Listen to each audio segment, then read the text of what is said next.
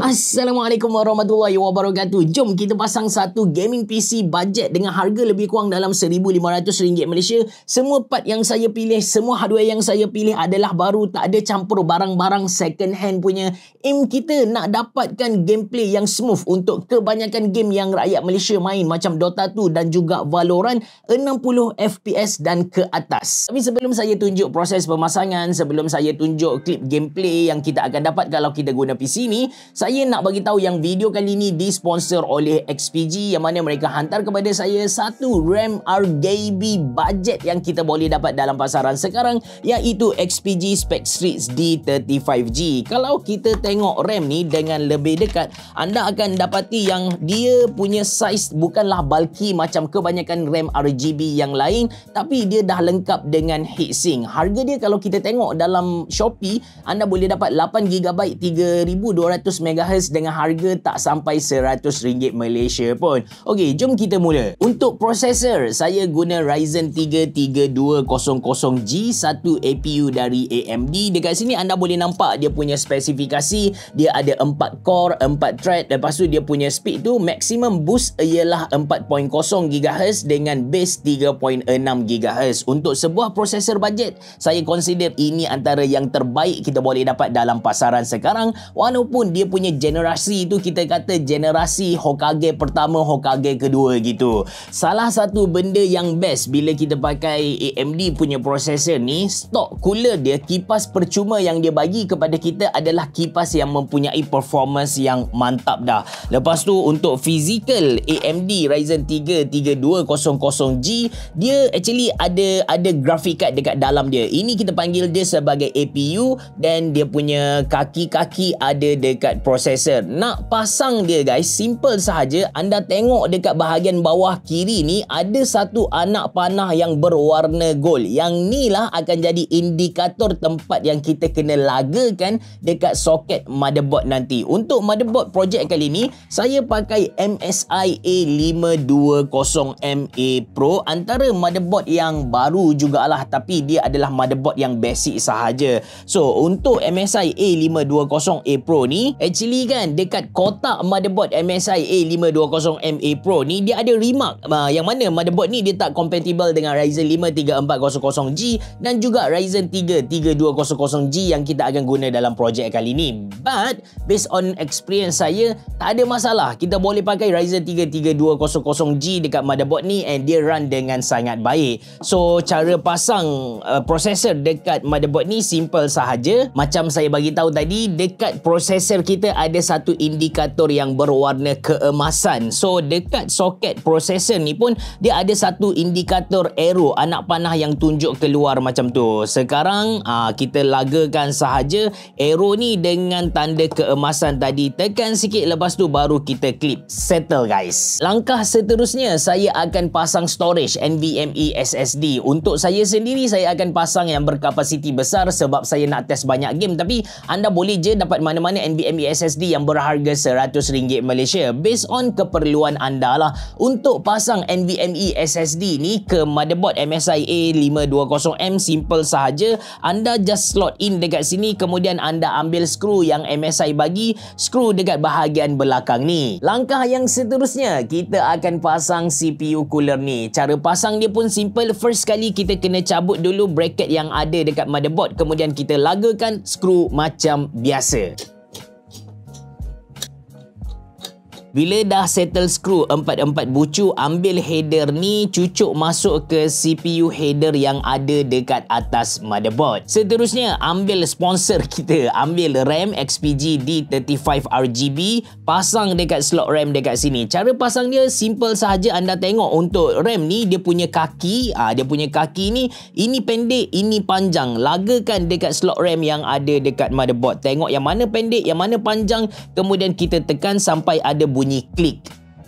Ini pandangan CC XPG D35G RGB RAM. Saya suka sebab saiz dia tak bulky, heatsink warna hitam dan di bahagian atas ni akan menyala dengan RGB punya efek. Nanti saya demo kepada anda. Lepas ni apa yang kita kena buat adalah pasang semua benda alah ni ke dalam casing, which is untuk projek kali ni saya akan guna BMS 818M. Lepas tu kita akan pasang power supply last kali baru kita masukkan graphic card. Untuk graphic card kan saya akan guna Isurix RX 580, bukanlah satu chipset yang baru, tapi graphic card ni graphic card baru, dia datang dengan 2 tahun warranty. Okey, sebelum kita masukkan semua perkakasan tadi ke dalam BMS 818M ni, kita kena pasang power supply dahulu. Untuk projek kali ni saya akan guna satu power supply budget dari Gigabyte, iaitu Gigabyte P450B. Walaupun ini adalah sebuah power supply budget, tapi dia adalah bronze certification, so anda tak perlu risaulah. Dari segi kualiti, power delivery, everything sangat bagus. Jadi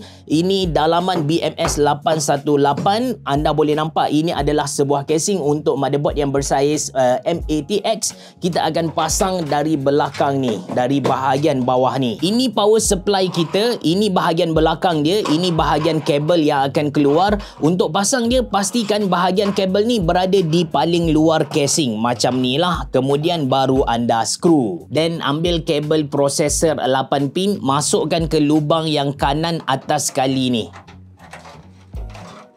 Lepas tu kita akan pasang IO shell. IO shell ni kita akan pasang dekat belakang ni. Masukkan sahaja, kita akan klik masuk. Untuk motherboard yang mahal biasanya IO shell dia dah lekat dekat motherboard. Jadi anda tak perlu nak risau tentang IO shell ni. And make sure anda tekan hati-hati sebab benda alah ni tajam guys. Kemudian ambil semua perkakasan yang kita pasang tadi. CPU cooler, motherboard, processor, RAM dan juga storage.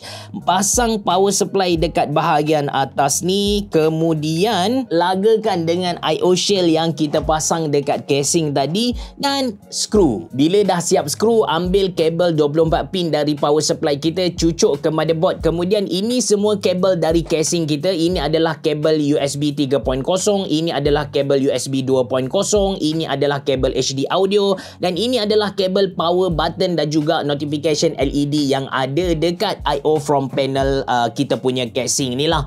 So semua ni kita sambung dekat kita punya motherboard. Senang saja guys. Yang 24 pin saya bagi tahu tadi pasang dekat sini. Untuk HD audio dekat belakang sekali. Lepas tu ada USB 2.0, ada USB 3.0 and semua button-button ada dekat bahagian depan sekali. Seterusnya kita akan pasang graphic card Isurix RX 580. Nak pasang graphic card ni tak susah pun guys. Sama dengan RAM dan juga SSD, dia ada kaki dia yang tersendiri, ada yang pendek, ada yang panjang. Kemudian kita tengok dekat kita punya motherboard ni, dia ada PCIe slot yang mana dia ada lubang untuk kaki pendek dan juga kaki panjang. Kita cuba letak macam ni untuk kita tengok berapa PCIe slot dekat belakang casing yang diperlukan, yang mana patut kita buang, yang mana patut kita tinggal. So kita buat dulu macam ni. Sekarang saya tahu kita akan buka yang ni, yang nombor 2 dan juga nombor 3 ni. Tekan sampai bunyi klik macam RAM tadi, screw di bahagian belakang, tutup kalau perlu. Lepas tu ambil kabel graphic card dari power supply, cucuk masuk dekat depan ni. Siap guys. So ini dia BMS 818M, sebuah casing M80X budget dengan lengkap 3 biji ARGB fan. 2 biji kat depan tu saiz dia besar 140mm dan belakang 120mm. Depan dia fully mesh dengan geometric surface, cantik, dan branding BMS ada dekat frame kiri. Build quality casing ni sesuai dengan harga dia lah. Nak kata teruk sangat tu tak, nak kata mantap sampai saya boleh naik atas dia joget-joget dandut bagai, memang tak boleh jugalah. Dia main dengan 2 port USB A 3.0, ada 1 port USB A 2.0. Kemudian dia punya reset button dia dah convert jadi LED button. Dalaman dia ni agak luas, kalau kita pakai motherboard M80X yang lebar tu pun tak ada masalah. Airflow bagi saya mantap lah sebab clearance dia luas. Kemudian dia dah datang lengkap dengan 2 biji ARGB RGB fan. Kalau anda nak letak radiator bersaiz 240 di bahagian atas pun tak ada masalah. Cuma anda kena pastikan yang heatsink motherboard anda tu tak besar gedabak. Jadi saya test PC ni dengan resolution Full HD, setting yang berbeza-beza sebab saya nak cari setting yang mampu yang PC ni mampu deliver gameplay yang smooth kepada kita. So far saya test untuk gameplay yang smooth ni mostly mid setting lah. Dota tu je yang kita boleh main ultra ataupun best setting. Untuk Apex Legend yang ni kita kena letak yang paling setting yang paling rendah. Kalau boleh off shadow tu anda kena off shadow. So isu dia sebenarnya bukan dekat prosesor. Walaupun Ryzen 3 3200G adalah satu prosesor yang kita kata really yang lama kuno, tapi yang menghadkan performance PC ni ialah dia punya graphic card. Bukan isu iSURIC sebenarnya, tapi RX 580 macam dah tak berapa reliable, tak berapa relevant untuk 2023. Hampir ke semua game yang saya test tu, kalau kita buat mid ataupun high setting, dia punya GPU load tu pergi sampai 100%. That's why untuk spesifikasi PC kali ni saya nak recommend kepada anda pun tak jugalah, better anda upgrade dia punya graphic card. Untuk processor, actually Ryzen 3 3200G ni masih lagi okey, tapi graphic card tu better anda tambah sikit, anda upgrade ke GTX 1650 Super. Lebih kurang dalam 300 atau 400 ringgit lah yang anda kena top up. Still tak capai 2000 ringgit Malaysia. Nanti saya letak link beli dalam ruangan description box below. Terima kasih kerana menonton. Assalamualaikum warahmatullahi wabarakatuh. Berabah. Jumpa lagi.